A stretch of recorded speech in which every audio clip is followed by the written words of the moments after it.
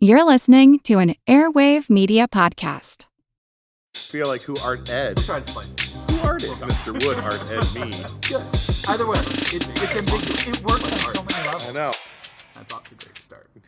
Welcome to Who Arted, weekly art history for all ages. I'm your host, Kyle Wood, and today I want to focus on Neil Harbisson, a contemporary artist who hears colors. You may recall from my previous episodes talking about Kandinsky that there are some people who experience a combining of senses called synesthesia. Basically, one sense will trigger another. So a person with synesthesia might see the color red and taste strawberry, or hear a musical note and see a color. Kandinsky is believed to have had synesthesia, and he often wrote about visual arts using musical terms. Neil Harbisson, though, is a little bit different. For starters, he deliberately chose to hear colors, and to make that happen, he actually underwent surgery, which has caused him to become the first person ever issued a government ID recognizing him as a cyborg. But let's start at the beginning. Neil Harbisson was born in Mataró, Spain in 1982. He was an ordinary human at birth, except for one relatively rare condition. He has a condition known as achromatopsia. To break that down, chroma means color, and the prefix a would indicate without. He sees the world without color. Everything is in shades of gray. While some of you might be thinking that colorblindness or a color deficiency isn't all that rare, you're right, but this is a little bit different. Inside of our eyes, we have two types of light receptors that help us see, rods and cones. The rods are typically engaged for low light situations, and they just detect the intensity of light in black, white, and shades of gray. The cones detect color. A person with typical vision will have three types of cones, which are sensitive to different parts of the visible light spectrum. One cone will detect the higher frequency light, the waves like blue and violets. Another one will detect the mid frequencies of yellows and greens, while the third picks up the lower frequency waves of reds and oranges. Usually, when a person is said to be colorblind or have a color deficiency, it means that one of those cones isn't working. They can't perceive a difference between, say, red and green. They do see in color, the colors just look a little bit different. Imagine working with a paint set that only has two primary colors. You can mix up a range of colors, but it's going to look different from the colors you would mix if you had all three primaries. Now, for Neil Harbisson and others with complete achromatopsia, all three of these types of cones in the retina are nonfunctional. He sees using only his rods, meaning there's no color in his vision. It's a relatively rare condition affecting only about 1 in every 30,000 people. The thing that's even more rare, though, is Harbisson's managing of the condition. Now, first off, you might expect somebody with complete achromatopsia not to gravitate towards the arts, but while color is one of the elements of art, it's not required.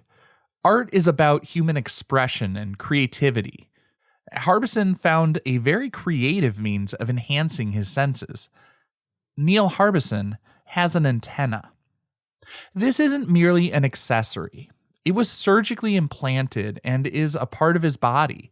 That distinction actually became relevant in 2004 when Harbisson went to get his passport renewed, and initially he was turned away because the rules state that people must have their passport photos taken without electronic accessories.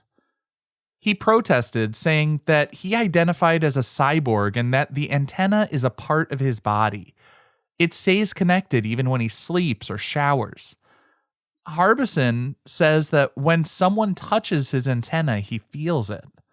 And some months later, the British government actually relented and allowed him to renew his passport, antenna and all, making him the first cyborg recognized by the government. So how does this antenna work? Basically, there's a camera at the end of the antenna. A digital camera detects light and stores it as electrical signals. If you want to learn more about how cameras work, I'm going to link my ArtSmart episode on cameras and photography in the show notes, just like the episode on Kandinsky. But inside this antenna, the colors detected, the electrical signals detected, are then translated into sound. Different hues or colors are converted to different sound frequencies.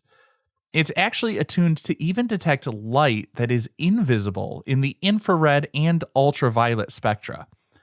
In addition to hue, the antenna detects saturation or the intensity of the color. More bold, saturated colors will be converted to louder sounds. I gotta say, it's really clever thinking about, both light and sound are basically waves, and he's just converting one wave into another waveform. Of course, it would drive everyone around him nuts if Harbisson's antenna had a speaker constantly blaring sounds associated with every color. The antenna was implanted and produces the sounds internally. The frequencies resonate through Harbisson's skull. In researching this episode, I kept wondering, what do my favorite artworks sound like? Well, apparently the Mona Lisa sounds terrible. As Harbisson explained, works with such subtle colors produce a very unpleasant sound because, as any musician will tell you, a bunch of instruments playing notes all half a step apart sounds out of tune and discordant. He said bold, high-contrast works by artists like Andy Warhol produce a much more pleasing harmony. Harbisson is actually an artist himself and creates rather interesting work. I was particularly drawn to his visualizations of music. And so the cover art for this episode is a painting of Beethoven's Für Elise. So as we wrap this up, I would encourage you to look at the image if you're listening on Spotify, Apple Music, or anywhere else that supports episode-specific cover art, and just listen to the colors. That and leave a 5-star rating and review. It helps others discover the show and just makes me feel better about myself. Thanks. This concludes this week's episode of Who Arted, part of the Airwave Media Podcast Network. If you found this tolerable, please leave a rating or review on your favorite podcast app. You can find images of the work being discussed this week and every week on social media at Who Arted Podcast on Twitter, Instagram, and TikTok, and of course on the website whoartedpodcast.com. Podcast done.